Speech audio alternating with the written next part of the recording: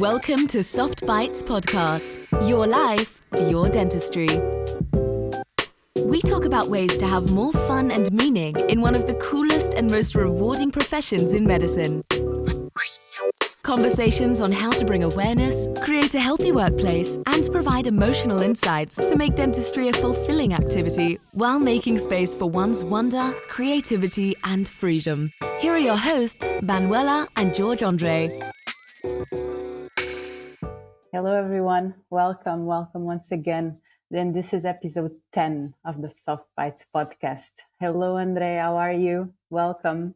Hi, Manuela. Nice to see you again. Always a pleasure to be here.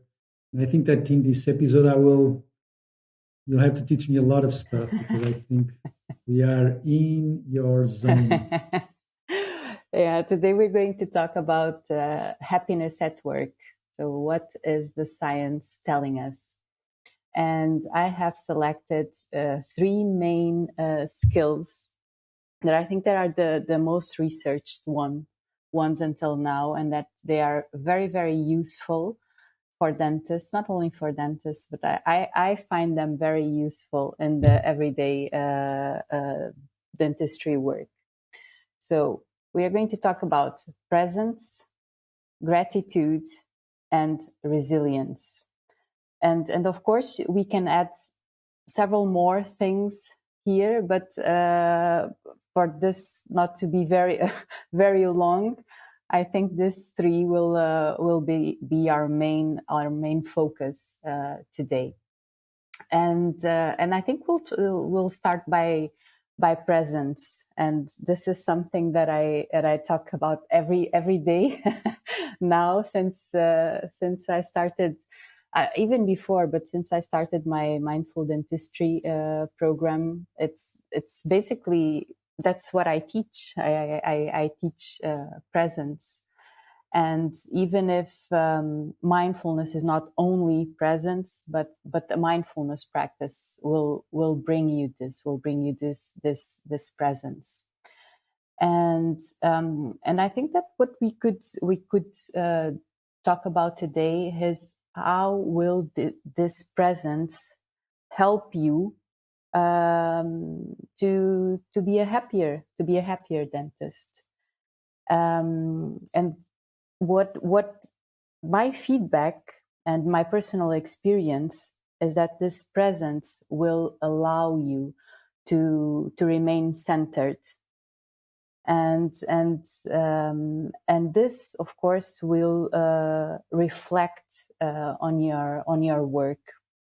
And to add a little bit more to this, I will say that because I think that when we talk about presence, it's of course it's very simple. We think it's very simple, but if we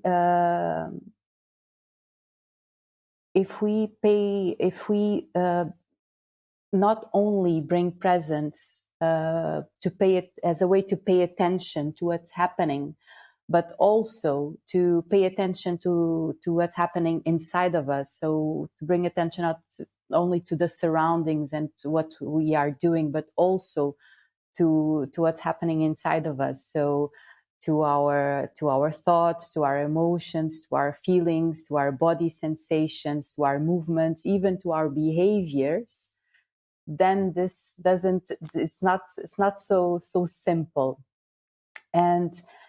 And also what I see and the feedback that I have when I talk about present and when I teach this presence, so this mind-body connection, is that usually people don't notice how distracted they are and how much their attention is pulled away, and only when they start to pay attention they start noticing. And this presence that once again I say it seems so simple, but it's so difficult. I would like to ask you, why do you think it's so difficult to be present in our everyday life? I think that we were not born this way. This is not our natural state. I think we did this to ourselves.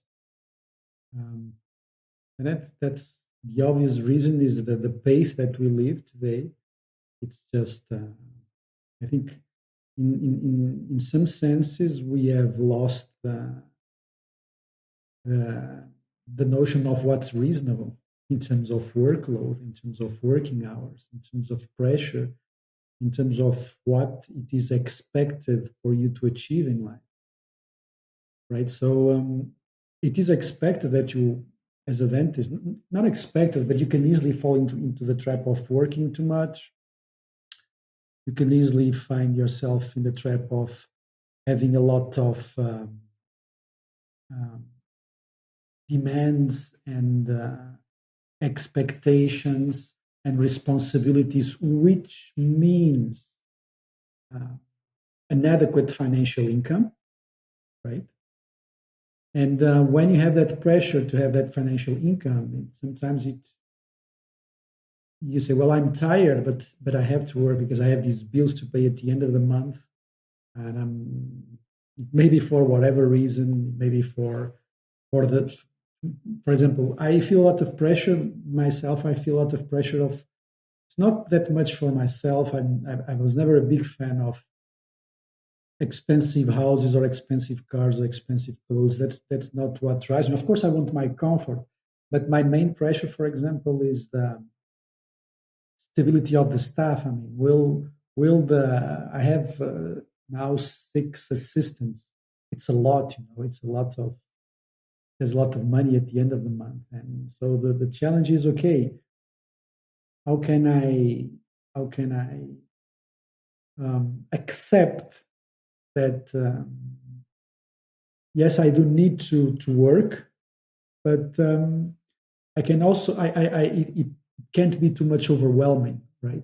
So this is a very typical example of how you get this centered. Okay, so sometimes instead of you being actually doing the work and preparing the veneer and being in the moment, sometimes you are thinking, well, I'm too late for that patient, or we need to tomorrow or for the next month we need to make more money, or that dental assistant didn't behave correctly, and it's a lot of pressure, Mm-hmm. and presence is it's almost impossible to maintain. I mean, in as a dentist, where what would be my ideal? I don't say ideal, but the scenario that I would have more presence. I mean, if I worked in India in like volunteer work where I would see a couple of patients per morning, and people were very thankful, and I was like in an office in the middle of a field or something, or if I was, I don't know, maybe in Costa Rica in a fishing town where I had my small dental office that I would treat fishermen, then I think I would be much more present.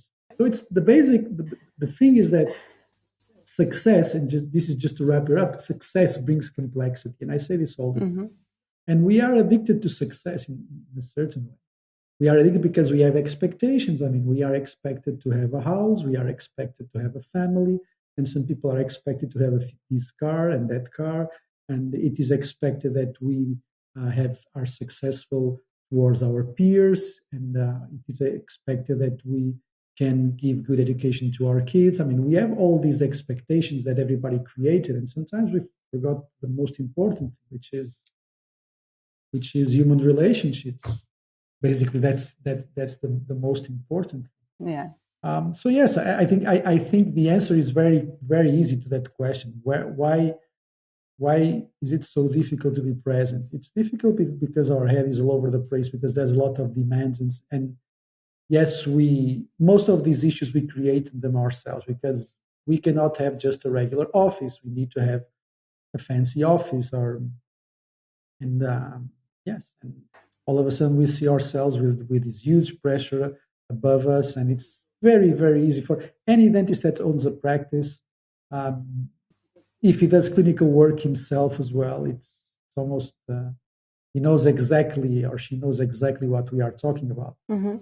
Yeah, yeah, and that's one of the things that I teach is to bring that presence. So to be able in the middle of all of that you just described, to be able to be more present, because sometimes what happens is that if you are not aware, and for me, presence and awareness come together.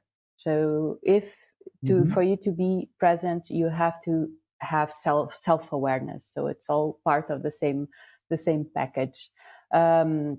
But sometimes if you are not aware, what can happen is that you live your lives in automatic pilot, and you live your lives just inside of your head, just with the rational part, because a lot of what you said that is our heads working, right? Is our heads working on all the things that we have to do, and all the things and all the obligations that we are expected to deliver. And sometimes what happens is that we are completely disconnected from our body. So we are just living on the intellectual part of our mind. And presence, what I try to also bring here with this notion of presence, is this mind-body connection. Is for us to access to Look, our. I was taking some notes here. Let me show. I was taking some notes here. Mind body, you see? Yeah, that's it. So it's because you if you just live inside your head, then you are denying yourself part of your wisdom. Right? You don't access to your body intelligence. And I already said this in another episode. I think that in dentistry, body intelligence is very important for dentists. So call it intuition, call it there's several names that you can call it. But what I see is that this presence is it will bring you also this body wisdom, this body intelligence. And with that, of course, the emotional intelligence, because emotions are expressed in the body. And if you are completely disconnected, then you completely ignore them. And then also you don't develop emotional intelligence. So presence comes with awareness. Presence comes with this body-mind connection, that it's very, very important. And again, what we are talking is a skill. Presence is a skill. That means that you can learn it. That means that you can develop. That means that you can train it. This is very important. And that's why you learn presence through mindfulness, through the mindfulness training, and you need the meditation practice so that you can develop this presence. I usually say that mindfulness without meditation is just a word. You need to train. It's like lifting weights in the gym. You need to train the muscle of presence. You need to train the muscle of awareness. But and this is confirmed by research. If you develop this skill, if you work on developing this muscle of presence, this muscle of awareness, then you will increase your focus, you will increase your concentration, you will increase your effectiveness at work. You will work from a place of groundness, from a much more, you will be much more centered. You will approach your clinical challenges with more inner calm, with more clarity, and you are going to take control and decisions from this place of presence. So from this place of clarity, which is a completely different place than if you take decisions from a place of reactivity, from a place of automatic pilot. Sometimes that's a place of bias also. So you're going to take decisions based already on prejudgments, on judgments that might not be real. They are just conceptions from your head. But since you are just operating from your rational part, which I want to say nothing wrong with the rational part. That's not that's not what I'm saying. But you can add more to that. You can add also your body wisdom. Tell me if this makes sense to you. Well, for me, it makes perfect sense because I've been whenever I talk about these things, whenever I talk to you in the podcast about these things, I always feel that I have a lot to learn here. Like I was telling you, for example, and I do meditate a lot. I meditate almost daily, at least 10, 20 minutes. I do that. It helped me a lot. I started the first time that I started to read about yoga was in the year of 2000 in 98 when I bought a book from Amazon. I didn't know exactly what I was looking for, honestly. I just knew there's something that there must, I think that yoga may eventually tell us something about how we can exercise our mind. And there must be something out there. I started to read about that. I did yoga for a few years, and I still do it. And I do some solutions, right? How do you call it? Asanas. I do. Yes, I do some asanas in the morning. Not every. Most of my exercise is not yoga, but I do it often. I do meditate as well, but I still have a lot to learn here. I still have a lot to learn because I am easily caught in the rat race, in the washing machine, like a friend of mine says. We are easily caught in the washing machine. And I have a lot to learn here. I have to learn a lot. I think men in general, I don't want to be biased here, but we are much less connected to our mind, to our emotional part. And the practice of mindfulness makes you much more aware of what's going on inside your body. And I was here taking some notes. I was telling you that I'm doing the program of Leah Ligo. And one of the things that she says in the preface of the book is that stress does not come from the mind. She really believes that stress comes mainly from the body. Yeah. And she gives the example of the vagus nerve that connects the brain and the heart and the organs. And she says that 80% of the activity is actually bottom up, not up down. This means that our brain gets a lot of information from the state of our body, from the heart, from the organs. So basically, whatever we do with this machine, our brain eventually will suffer. And I think we have usually the wrong interpretation, which means my mind is not working okay. I must first make sure that I feel better, and then I will eventually start to do something from my body to exercise. I will not exercise unless I feel better, which is the opposite thing that you should do. Basically, it's your physiology, like Tony Robbins says, that changes your psychology. And I have a lot to learn here, and I am at the point of my life where I really want to. And I think this podcast has helped me a lot. Whenever we talk, we also talk to ourselves. And most of the things that we have talked about here in this podcast have been having a subtle, not so subtle, but indirect effect on myself. And I see myself unconsciously practicing even more of the stuff that I preach. I'm delegating even more. I'm saying more and more times no to patients. I'm not even sometimes even feeling bad for delegating this or that because I really need to. But this part of being present and understanding your emotions, understanding your body, and being aware of what is going on inside you, so you can deliver the best version of you in the work environment. I think this is something that I am much better. I have to say I'm much better throughout the years. I have been much better.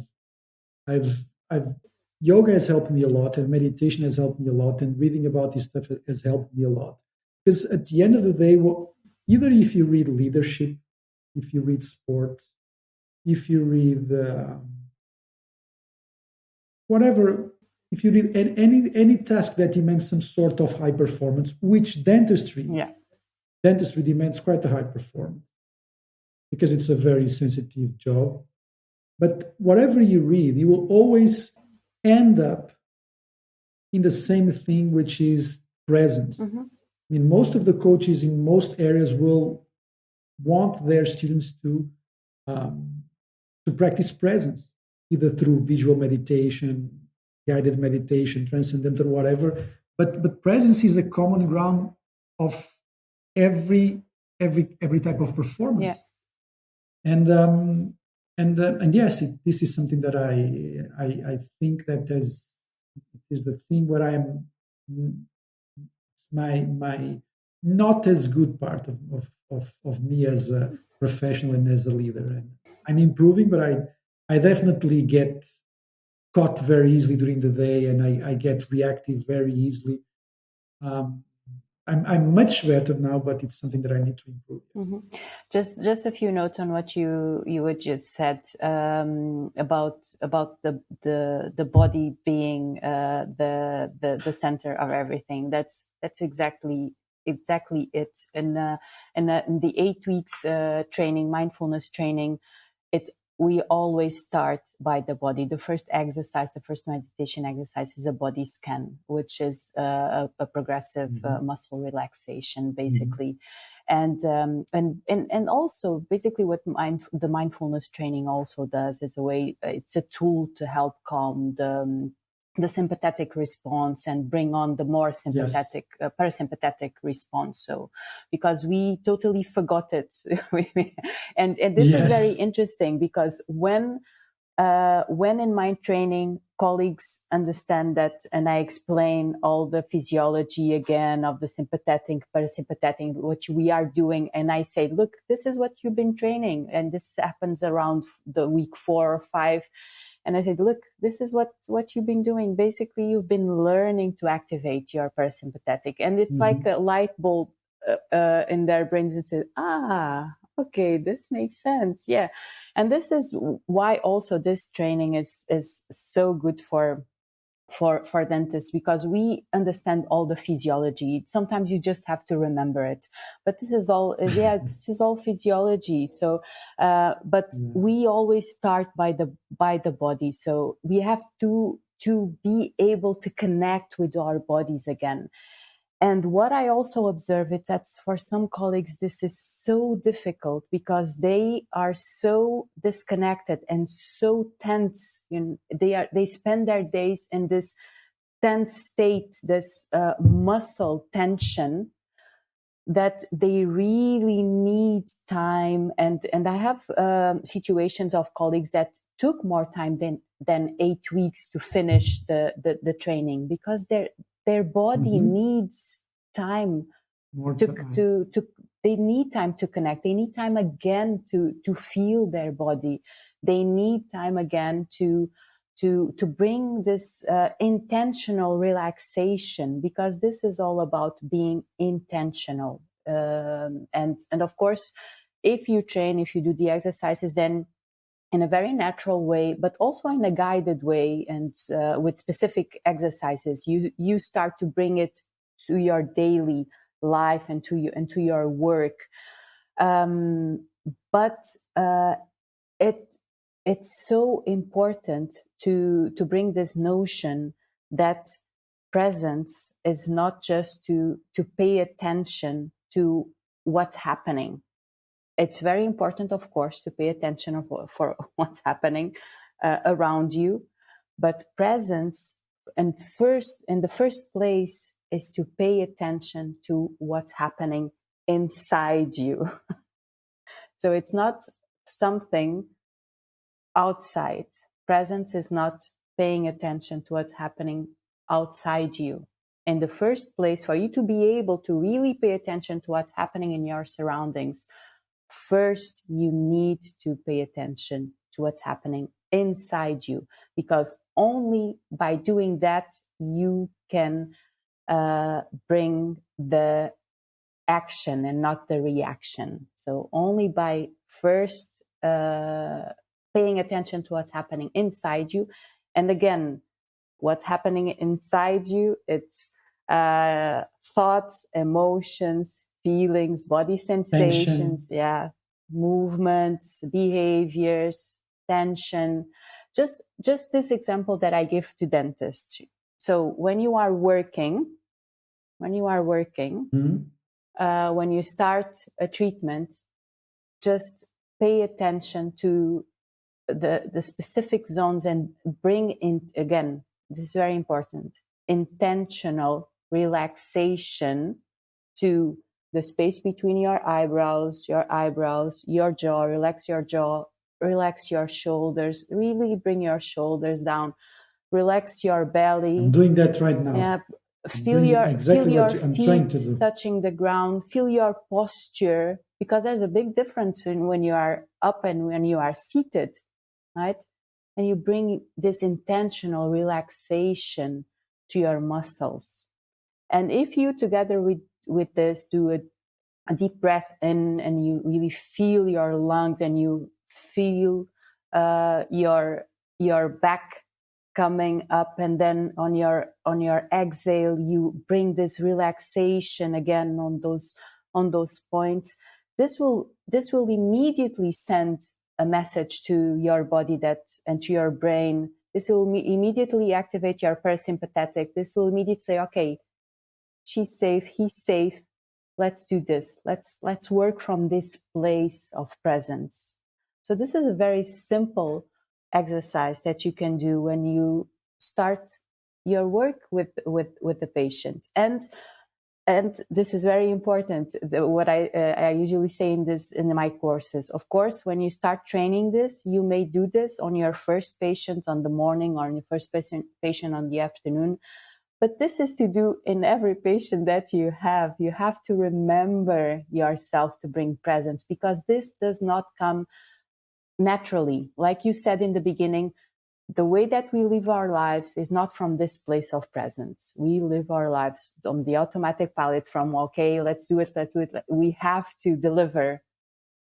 So this is something that you, for the ones listening, that you can start doing on your first patient in the morning, on your first patient in the afternoon.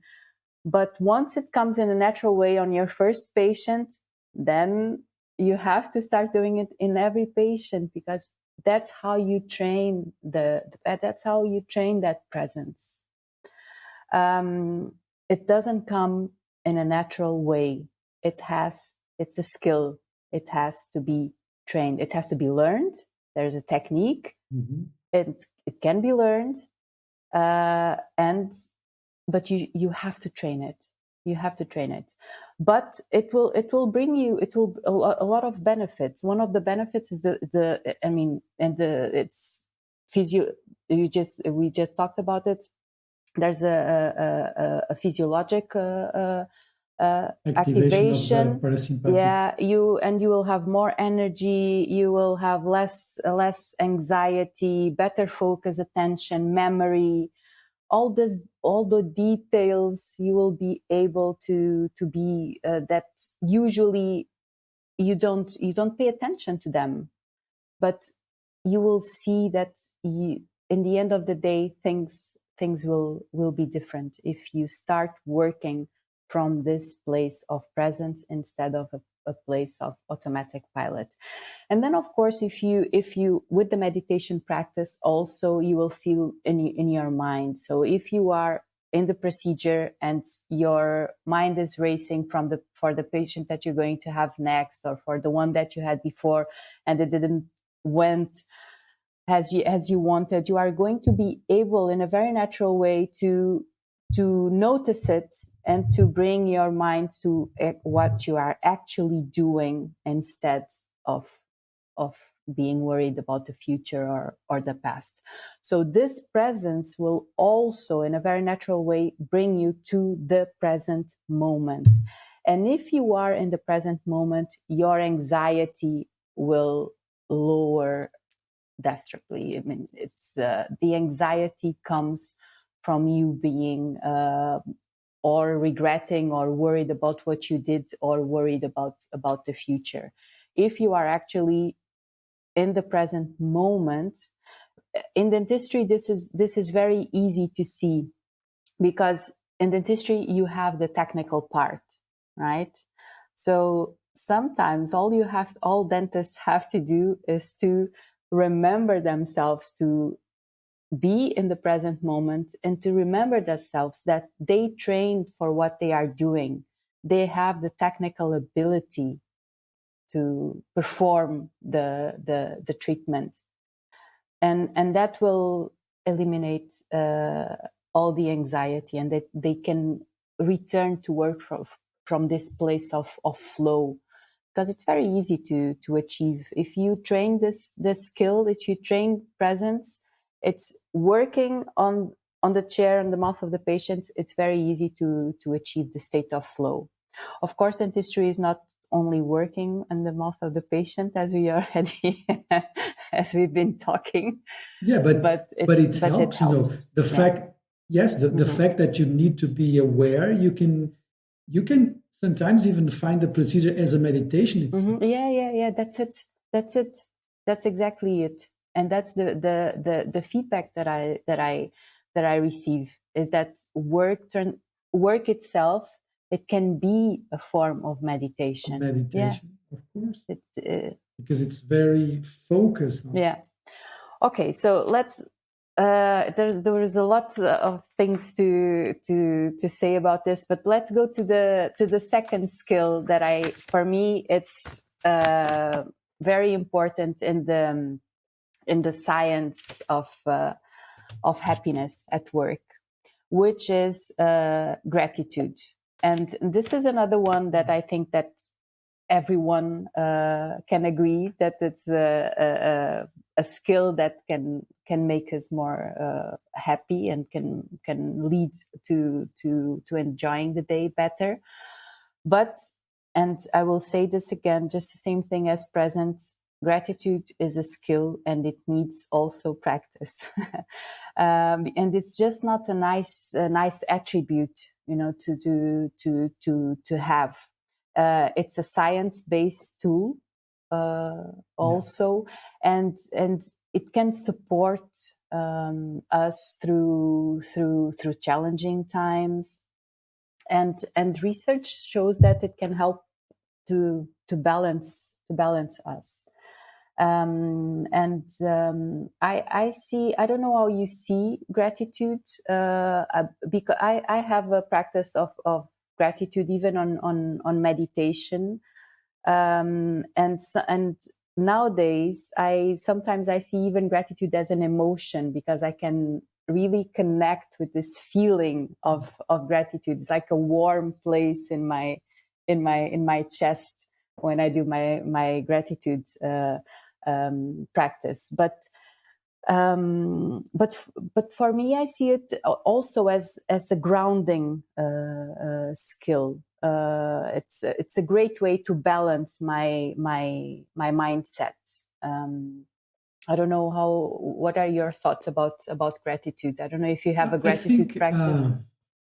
I journal, and in that sense I have a gratitude practice, and I think I keep reminding myself, and I keep in interactions with other people, I keep telling myself how lucky I am to have what I have in my life and the people that I have in my life, and both personally and professionally. But I think that gratitude for me is a way of acknowledging the presence of love in your life, whether in the work or in your personal life. And for me, I think that's the key. Gratitude is just a way of acknowledging the amount of love that is around you, because it's there, right? Sometimes we forget it, but it is there. And there are much more people that care about and that love us, and they want the best from you that what we can imagine. I think the vast majority of people are genuinely good, and they want good things from you and for you. But I think that sometimes we forget that, and it's not difficult to forget that. Like you're saying, I whether in presence I try to practice it. Gratitude, I have to be honest, I never practice it. I used to journal. Sometimes I do some journaling, and journaling the biggest component of journaling is actually gratitude, right? Because you are writing down the things that that went good in your day or in your week or in your month. But it's not something that I intentionally practice. And like you were saying, I was actually surprised to realize that you were saying that it's a skill that needs to be practiced as well. It's an intentional And practice. yeah. I think that I've talked to you about this Martin Seligman book, Authentic Happiness, which was one of the first times that they talked about positive psychology. And one of the things that I was actually very surprised is that the amount of gratitude and positive words and the acknowledgement of positivity around one's personal life is a very good predictor of lifespan, which is amazing. There's that study from nouns, right? That they went to see the amount of positive words in each of their own diaries, and they could find a very good correlation between lifespan and the amount of positive words and gratitude that was present in their diaries. And this is really, really surprising. And but it's true. I never looked at it as a skill that you should practice. I think that I think about gratitude and I talk about gratitude when I remember. I don't do it deliberately. I don't do it, which is something that I should consider probably. Yeah, it's an intentional practice.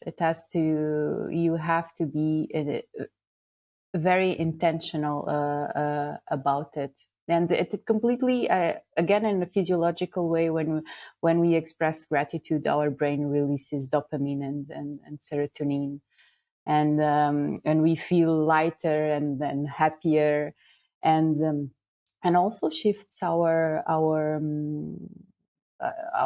focus from what is going wrong or what we don't have to what we actually have.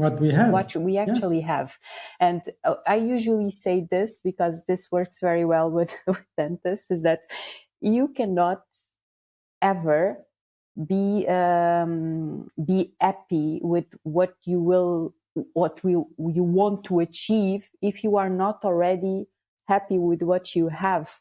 So gratitude has this magic of you being instantly happy with what you have. And there's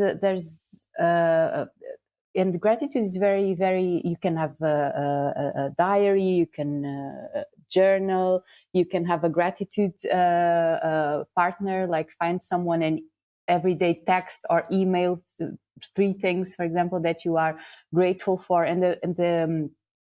When I started, I did this exercise with a friend of mine. Every day we emailed each other with the 3 things that we are grateful for. And the wonderful thing about that is that you start with very obvious things like your job, your family, your health. And then because it's every day and these 3 things, then you really you really find things that you are not aware of it. Details. That you are not aware of it. Very small details. Very small details. That's it. But I usually recommend that when you find and again, this comes with, you have to have awareness, right? So if you, when you are aware that you are stuck in this state of worry during your day, and this is a way of trigger gratitude in ourselves. You have to pause and just reflect. And there's a lot of things that you can reflect. I mean, you can, for example, I have a gratitude exercise, and I have some question. I give some questions, and it's like, what have I learned recently that helped me grow in my job? What physical abilities do I have that I take for granted? Yes, your health. Yeah, who at work I'm happy to see each day and why. So it's for you to notice the little details. How amazing life is. Because what happens is that we, as humans, we have the negativity bias. It's normal. We all have it.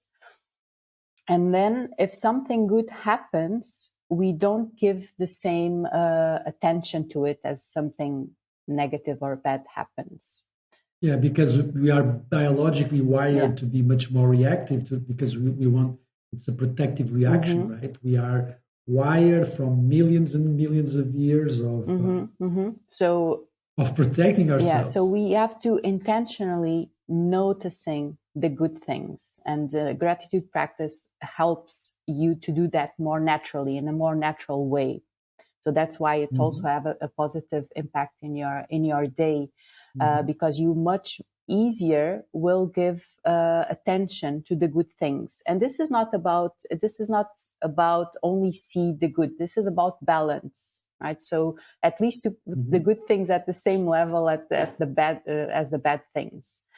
And this is a question. This is a very interesting question that I always also do. If we as humans are naturally wired for the negative and we don't notice as much the positive, right? What happens to the routine? What happens to the everyday things that we do, like driving to work, like getting dressed, like they become a source of happiness, I would say. Yeah. If you notice them, yes, but usually you don't notice them because you are an automatic pilot. Yes. Yeah. Just noticing the trees while you are driving. But for example, today I went to work in Porto. I'm from Espinho. And whenever I can, I make sure that I go. I don't go directly into Porto. I just go at least a few miles to see the ocean.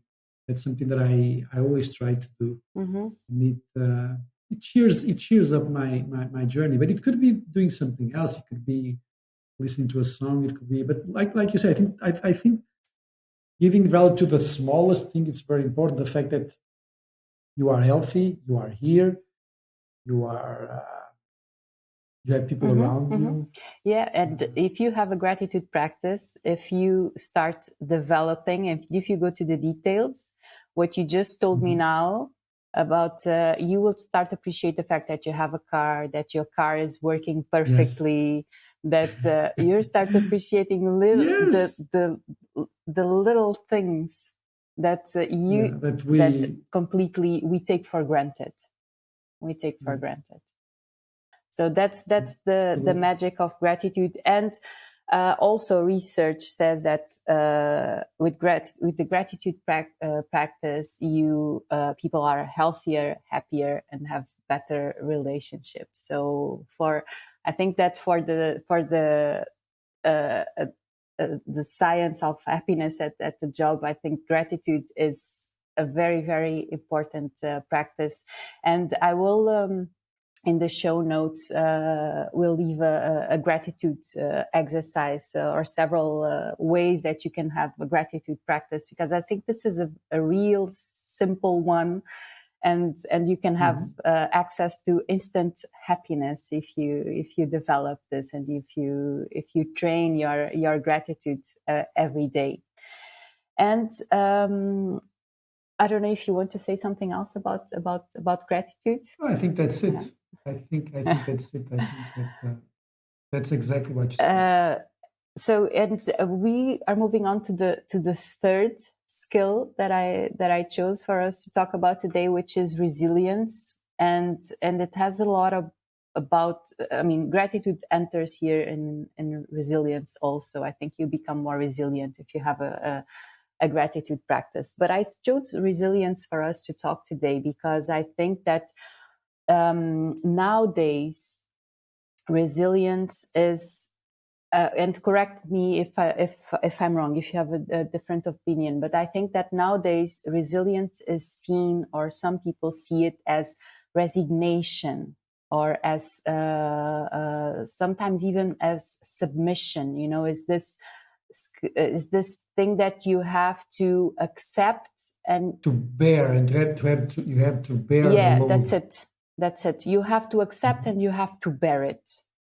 And I see resilience in a completely different way. I see resilience as the ability to recover from adversity. Yes, exactly. I see resilience. Basically, yes, because I think, and I'm not sure, but I think that resilience from a physical standpoint is the ability to come back after some sort of stress or deformation. So it's the ability to get back up.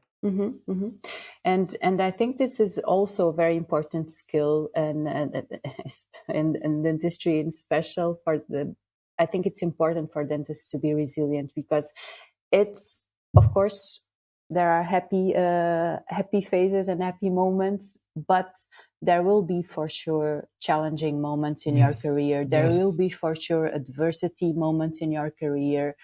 And resilience helps you to adapt and to thrive. It builds the capacity to continue to be productive while dealing with challenging times or with challenging circumstances.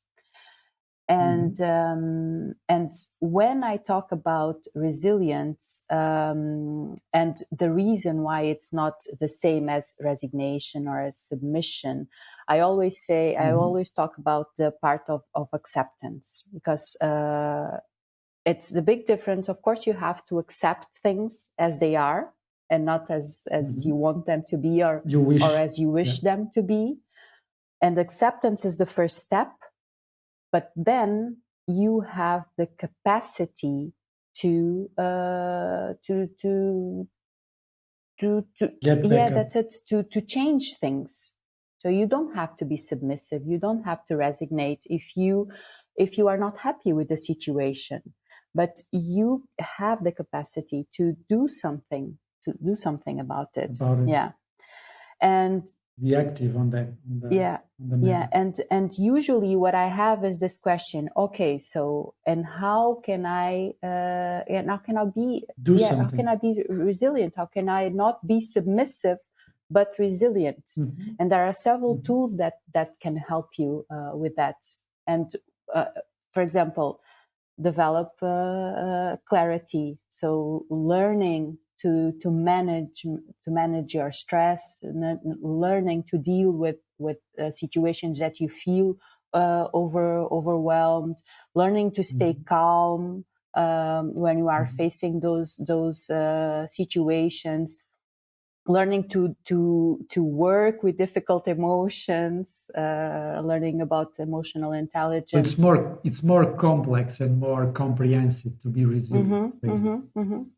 Yeah, but what? I thought that you are going to give me like this small trick, and then you are resilient. But no, I see it's complex. No. It's comprehensive, right? It's a mix of several things. Yeah, that's it. It's not. Yes, but it's varied. And sorry to interrupt you, because I would love to hear you talk more about this, because I find this fascinating. Because number one, we often think that we can completely minimize or reduce or avoid mistakes and failures. And when we are successful for a long time, we often may get that feeling, right? But we both know that it's just a question of time, that from one way or another, you will fail. Yeah. I mean, in every, it may be a technical failure in dentistry. It may be a more dramatic technical failure, like for example, this week I had a patient that came with implants in his hand. He had 4 implants and he broke 2 of them. The other ones were with screws inside. Just a complete mess.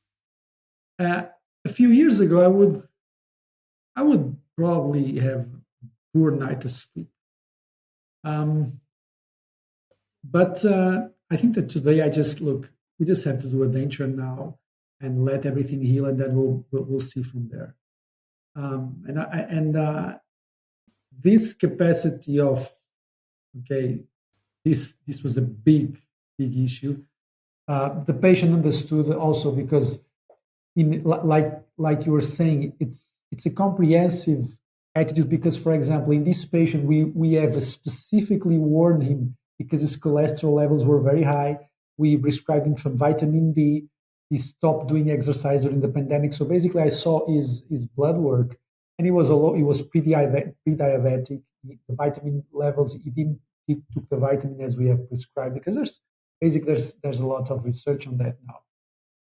So he could also understand that it was a biological error or a biological failure. It was something that we could not have avoided. For example, this guy was a guy that we even gave him Botox or the bruxism during the osteointegrating period. So we did whatever we could, and even still, he lost 2 implants, and he just a complete mess. But my point is that because of the prevention and the communication that we had, we could have managed the stress of the situation, and in a more, let's say, resilient way, we overcame the issue, and we are finding ways to solve it calmly and without drama. And sometimes, if it was our fault, I just assume the responsibility. But it's very interesting, and I would like to hear you talk more about that because I find this fascinating. And I think that it takes a lot of time for you to understand that you will have to deal with failures. I was talking about technical failures, but some other failures that have been close to me. Sometimes it happens in every company. People that sometimes you trust, they leave you, or staff that you think that you think they are happy, but they are not, and you have to talk to them and to realize what is the issue. But these small failures of everyday dentistry, whether technical, whether management, whether financially, I think I agree with what you say. It's not just one skill. It's a comprehensive mix of experience, prevention, responsibility, vulnerability, being honest, and I think there's a lot of things there. And for me, one that is that I that I think it's very important is and we've talked about that, is that you don't have to be perfect. It is okay to fail. It's not only okay, it's normal to fail. You will have to fail, and you will have to be able to develop some resilient skills. And sometimes resilience is not something, it's not like a comeback, an intense and aggressive comeback. It's not something that you have to, okay, I'm just reacting to this. Sometimes it's just a calming and assuring way that, yes, this has happened. Yes, we will deal with it. If we have responsibilities, we will assume our responsibilities, and that's it. Yeah. And if you are okay with what you do every day, you know that you did your best, the best way that you could, then yes, you'll have to deal with failures in a more smooth way. Let's say. And for me, I think that's. I don't know if it is what you mean, but I would like to hear more about that. Summed up a lot of the tools that you need to be resilient. You just summed up a lot of the tools. So you talked a lot about self-compassion, about normalizing accepting yourself. Normalizing failure, learning with failure. You need a lot of self-compassion for that. Self-compassion is another skill that you need for resilience. You talked about the be creative. You have to be creative. You have to bring your curiosity. That's another part of mindfulness. Work on the curiosity. You have to be able to let go of your judgments. You have to be able to let go of working just based on like and dislike, and bring your curiosity to the game if you want to be resilient. Yeah, you have to dance. Yeah. You have to work on your mindset skills and to adapt, right? I read something this week that was something like when we stop working on our individual skills, we stop growing. And sometimes what I see with certain colleagues is that you said it, and they are successful, so they tried it, it works. And then if it goes a little bit outside of what they are used to, But the question, Manuela, is that it's not a question of if, it's just a question of when. That's it. And because we both know that the normal condition of life is change. Yeah. It's one of the few things that you have for sure. It's that things will for sure change. So if everything is going well in your life, it's just a question of time until something, until the shit hits the fan. It's just a question of time. And it can be more dramatic or less dramatic, but it's just a question of time that sooner or later in your life, something, hopefully not very bad, but I mean, bad luck and uncertainty will knock on your door, and I think that living with that knowledge is very important, and this is why you need to. I don't think you can do it alone. That's what I think. I think if you are a leader, this is why I always talk about the fact that you need to bring other people into the process of dealing with it. I mean, at the end of the day, it's your response, it's your decision, right? But you need to feel that you have a team that supports you. I mean, especially when it starts to, because it's one thing is when you work alone with your dental nurse. I mean, if something goes wrong, you have a new nurse, it's okay. But when you start really to delegate and work with more people, more staff, three dentists, 4 dentists, 5 dentists, 3 nurses, all of a sudden you have 10 people around you. And you need to and you need to trust them, because dealing with failure and it's not a single man job in dentistry. That's why you're absolutely right. That's another tool for resilience, is build trust, is to create a compassionate culture, especially on your team. Yes. And so that's. I have to say, this was something, one of the last things that I learned in leadership. This was something really not natural to me, because I think that for many years, when you grow, you are achieving. You have more visibility, more patience, bigger practice, more comprehensive procedures. Until I think that once you start to bring, once you realize you have to bring more people to work with you, you realize that you need to really have a trust culture. You need to have a compassionate culture. People need to have your back. You need to have their back, because otherwise it's just not possible. Because the amount of things that in a practice, in a multidisciplinary practice, the amount of things that can go wrong every single day or every single month or every single week, they will go wrong. And it's just a question of, okay, is this going to affect me? Am I going to be miserable because this is happening? Or am I going to learn to dance within this and have fun within this and realize, because this will keep happening. Yeah. People will keep being sick. Patients will, especially in COVID times, patients will unschedule. Things will get broken. For example, if you have 4 dental units like I have, I mean, in a busy practice, if you have something that gets broken, and sometimes in COVID times it takes 3 weeks to get it fixed. Imagine what you have to do with your schedule for 3 weeks. Mm-hmm. You know, and it's patients will sometimes get pissed off, but you just have to tell them, look, this is. We wish we could fix things earlier, but this is COVID, you know, and it's we are here to. There's always Yeah.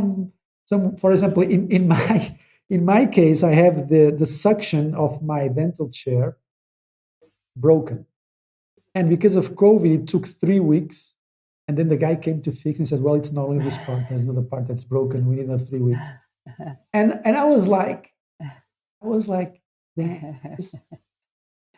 When he told me the second time, I was like, well, it's okay, because what I did, I just spent €100 in a portable suction, which is very noisy Mm-hmm. and almost doesn't suck anything. Actually, you cannot do a surgery there, but you can do some cleanings, Mm-hmm. you can do some preparations. I mean, the patient, we have to. It's difficult to do the suction, but we can do it. You know, we managed to do it. We did not have to unschedule all the patients. But I'm laughing because I think it's funny when you have to learn to work in sometimes in chaotic situations and still have the thrill from Mm-hmm. it, because otherwise it just gets too boring, Mm-hmm. you know, and if you don't have fun with Yeah, that, but that. and tell the patients, look, this suction, this really sucks. We have this broken because of COVID, and I know this is not a good suction, but It's what it it's is. what we It's could what do. it is, right? Yeah. Yeah, and that's the first step. Like we were saying, the first step is always accepting what it is. But imagine that. Yes. Imagine that every time you had a patient for those 3 weeks working with that suction, you on your mind you will be like, and this is happening, and it's Yes, taking 3 exactly. weeks. Oh, but I easily do that, Manuela. For example, over the last month, I've been sometimes talking to my teammates, almost in an ironic way, but I was like, look, in this month, I got COVID. It knocked me off. I spent 20,000 in a new chair. I want to spend 5,000 by legalizing, by doing all the legal work of radiology. I had in things that got broken about 5,000 euros. So in this month extra, I've spent more than 30,000. I was like, you really have to learn to dance in the rain, not wait for the sun. Yeah, that's it. This is, Mhm. but it's sometimes you hear that as a quote, but once you are like in this sort of situation there's nothing else that I can do. You just have to accept things as they are.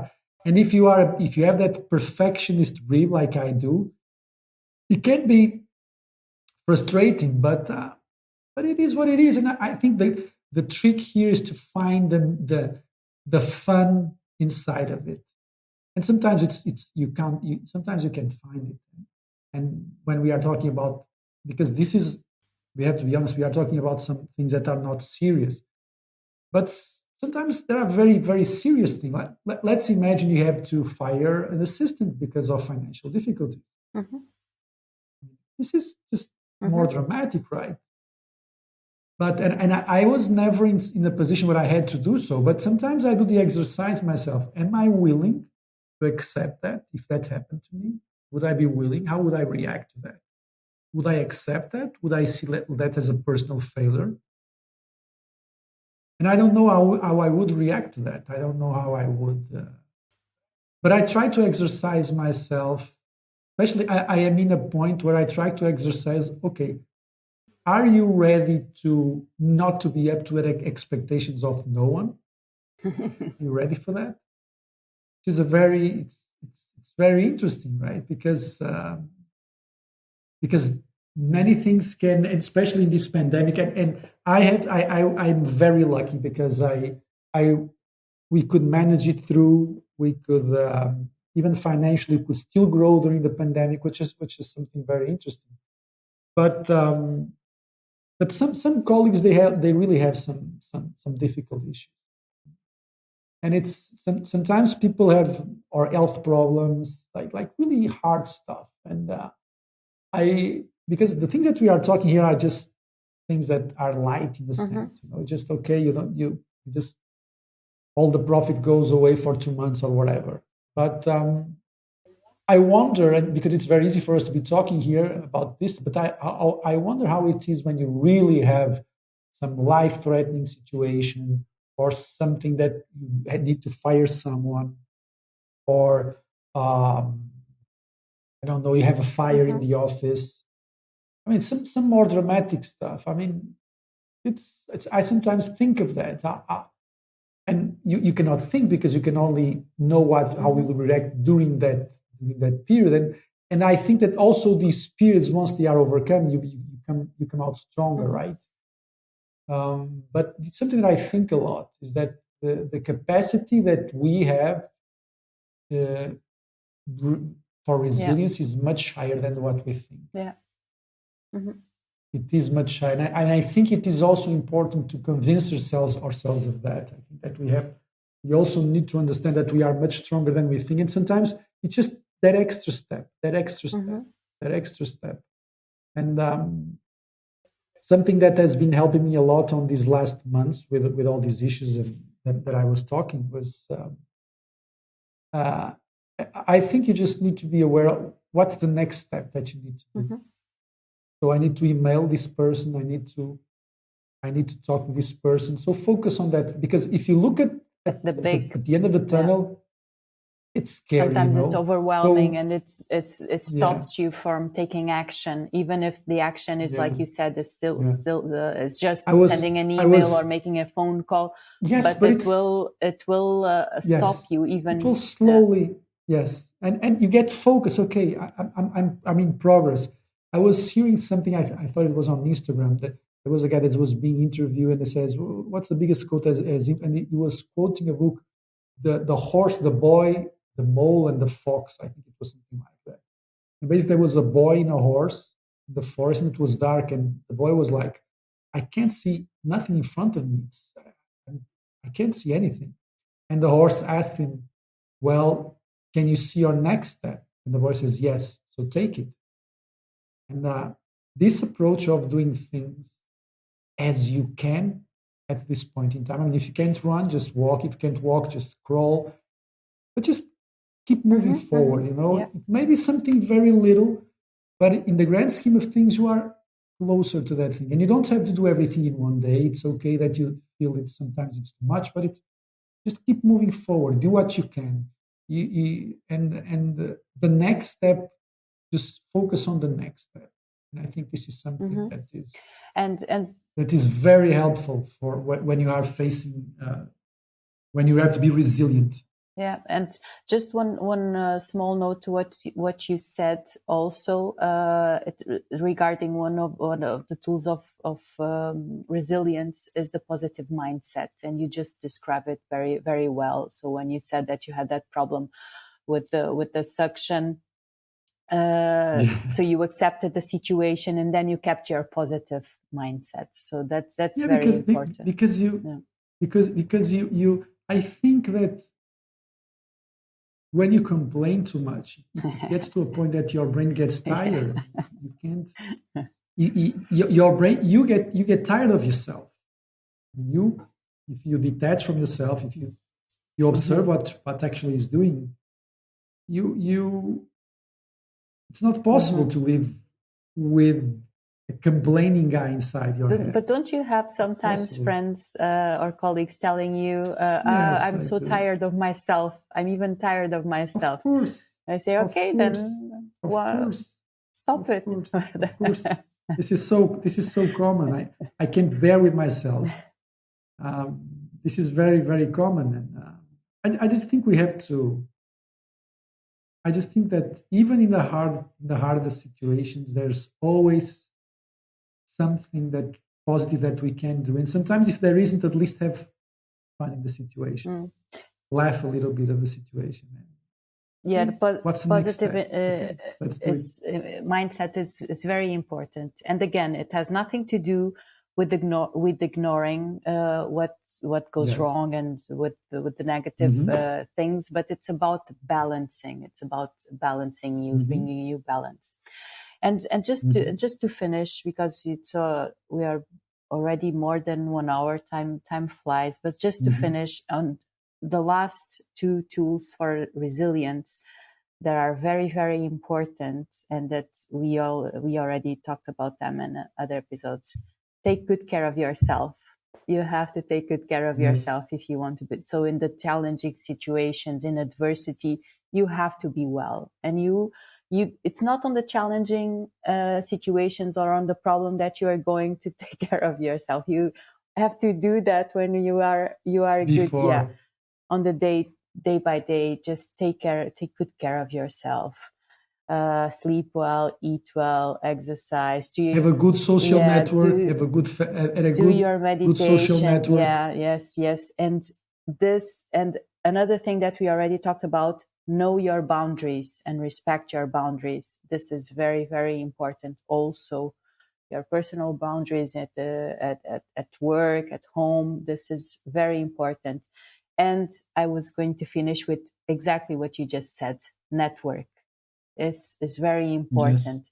Interact with others and share and explore and listen. I have feedback of colleagues that saying that when sometimes they have a problem, and they bring it to the table with other colleagues, and they explore solutions. So the part of the creativity, sometimes it doesn't come from you, it comes from your network of support. This is very important. Share your challenges, share the things that you are going through, because you will have support. Sometimes we want to take everything on our shoulders, but sometimes solutions, that creativity that you are not able to see, do the brainstorm and have that.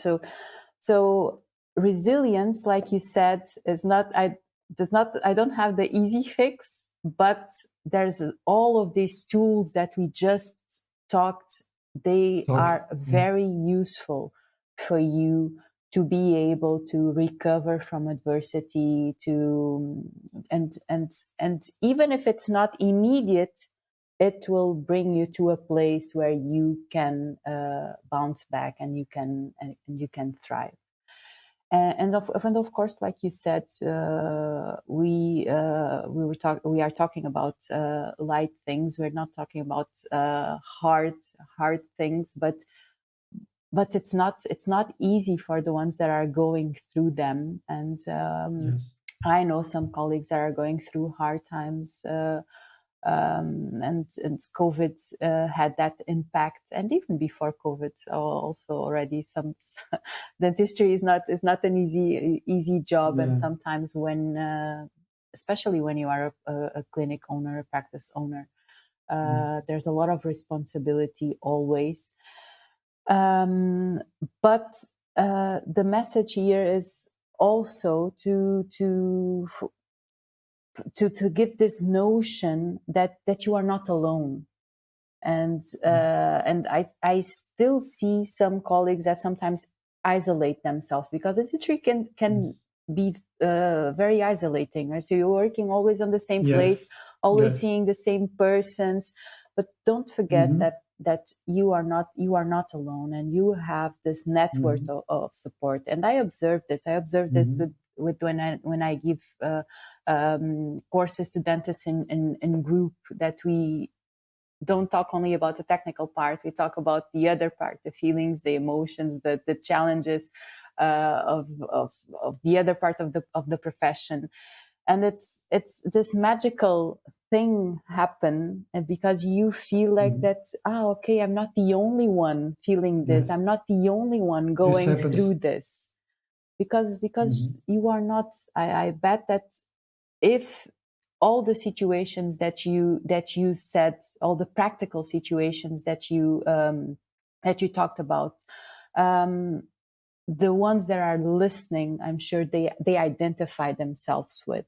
So I Yes. think that's a very good message also for us to leave, and that I think we will also want to achieve this with this podcast and with us talking here about all of these issues, is that this is normal, and but you have these tools that if you use them, it will make your life easier, and you'll make your dentistry easier, and not only easier but happier. And that's what we were talking about here during all this episode. These are 3 skills that you can develop to bring you happiness. And this, again, for the most for the ones that they are sleeping already. No, and for the ones that have a really hard time accepting this is all science based. There are research. If you want, just contact me and I will send you the studies. But presence, gratitude, and resilience.